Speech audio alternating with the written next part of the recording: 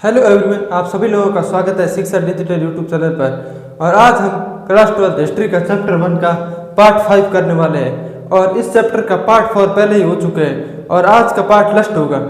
ठीक है, पार्ट 5 के अंदर हमने किस चीज़ के बारे में चर्चा की उसके बारे में मैं पहले बता देता हूँ। जैसे कि हमने सबसे पहले चर्चा की थी कि दूर के क्षेत्रों में संपर्क,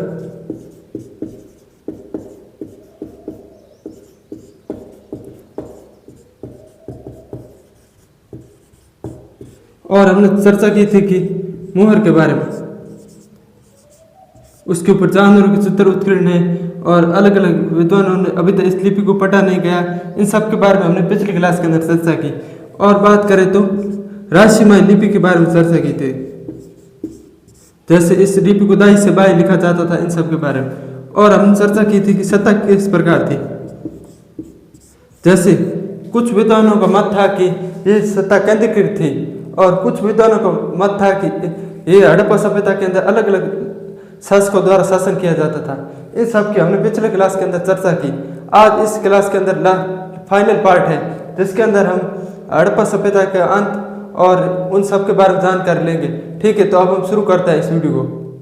ठीक है, अब हम पार्ट शुरू करते हैं। सभ्यता का अंत, जो हड़प्पा सभ्यता थी, इस सभ्यता का अंत कैसे हो उसके बारे में हम जानकारी लेंगे। जैसे इस बात के स्पष्ट प्रमाण है कि 1800 ईसा पूर्व तक चोली स्थान जैसे क्षेत्रों में अधिकांश हड़प्पा स्थलों को त्याग दिया गया। मतलब कि चोली स्थान जैसे स्थानों को 1800 ईसा पूर्व में त्याग दिया गया, मतलब छोड़ दिया गया। इसके साथ ही गुजरात, हरियाणा और पश्चिमी उत्तर प्रदेश में बस्तियों में जनसंख्या बढ़ने लगी। मतलब कि इन जगहों पर बस्तियां बसने लगी और यहाँ पे जनसंख्या का विस्तार हुआ।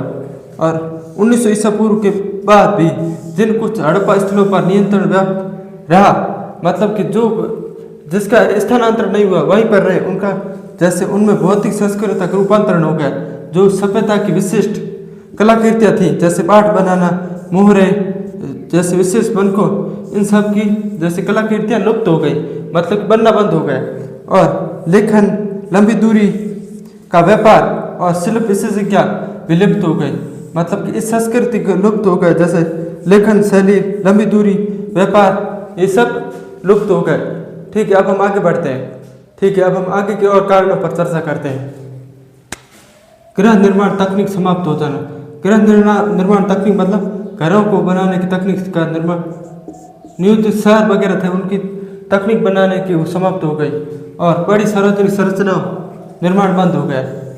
और सिंधु घाटी सभ्यता के पतन के कई स्पष्टीकरण दिए गए हैं। मतलब कि विद्वानों ने अलग अलग मत दिए हैं सिंधु घाटी सभ्यता के पतन के, जैसे जलवायु परिवर्तन और वनों की कटाई, वनों का अत्यधिक दोहन किया होगा, अत्यधिक बाढ़, मतलब कि जैसे बस्ती बसी हुई थी, बाढ़ के आने से वो बस्ती जैसे उसका पतन हो गया। नदियों का स्थानांतरण, मतलब उस बस्ती के नदियाँ उसके मार्ग चेंज हो गया। और बात करें तो सूखना, नदी में उसका सूख कर जाना, परिदृश्य का अत्यधिक दोहन, जो भी परिदृश्य थे उसका अत्यधिक दोहन किया गया, उपयोग शामिल है।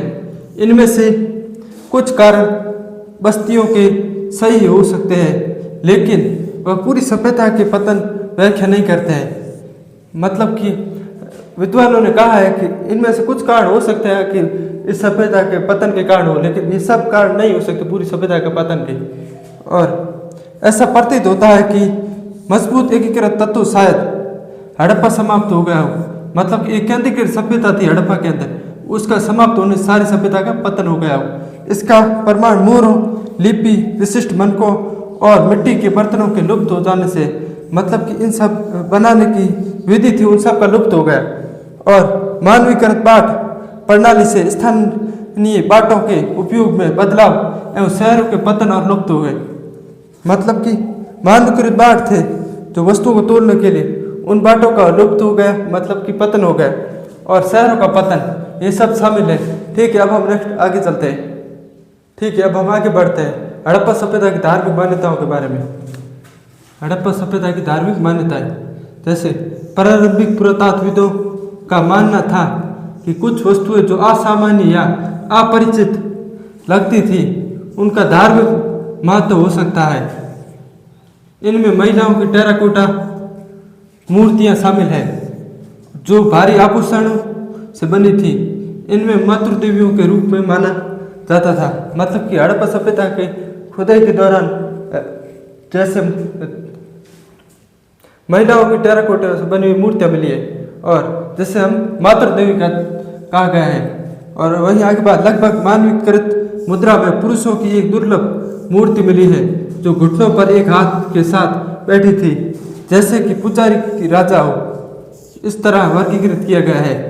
और अन्य उदाहरणों में संरचनाओं को अनुष्ठानिक महत्व दिया गया है। इनमें कालीबंगा और लोथल में पाए गए विशाल स्नानागार तथा अग्नि विधियों शामिल है।